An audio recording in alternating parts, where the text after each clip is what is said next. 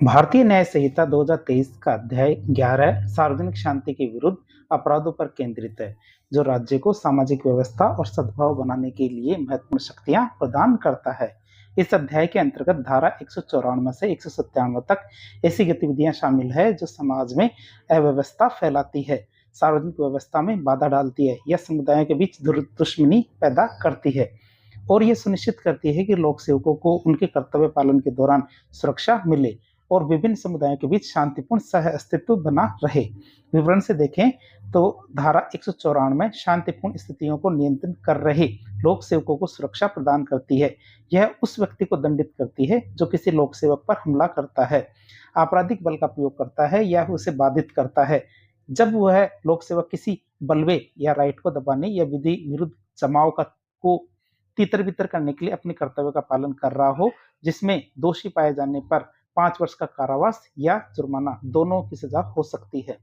वहीं धारा 195 में उन लोगों को दंडित करती है जो सीधे हिंसा में शामिल न होकर दुर्भावनापूर्ण या बेपरवाही से बलवा या दंगा भड़काने के इरादे से उकसाते हैं या यह जानते हुए कि इसके परिणाम स्वरूप बलवा होने की संभावना है, जिसमें दंड इस बात पर निर्भर करता है कि बलवा वास्तव में हुआ है या नहीं। यदि बलवा होता है तो 1 वर्ष का कारावास या जुर्माना या दोनों। यदि बलवा नहीं होता है तो 6 महीने तक का कारावास या जुर्माना या दोनों की सजा हो सकती है।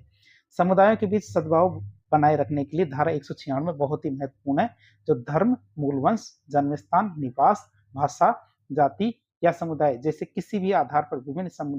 समूहों के बीच वैमनस्य, नफरत या दुर्भावना को शब्दों, चाहे वो बोले गए हो या लिखे गए हों, संकेतों या दृश्य चित्रणों के द्वारा बढ़ावा देने का प्रयास करने या सार्वजनिक शांति को भंग करने वाले किसी भी ऐसे कार्य को दंडित करती है जो समुदाय के बीच सद्भाव के लिए हानिकारक है। इस धारा के अंतर्गत विभिन्न कार्यों में शत्रुता फैलाने वाले शब्द या चित्र प्रस्तुत करना, दुश्मनी बढ़ाने वाले ड्रिल, अभ्यास, आंदोलन या शारीरिक प्रशिक्षण आयोजित करना या उसमें भाग लेना और किसी जुलूस, आंदोलन, अभ्यास, ड्रिल में हथियार या आयुध ले जाना शामिल होता है।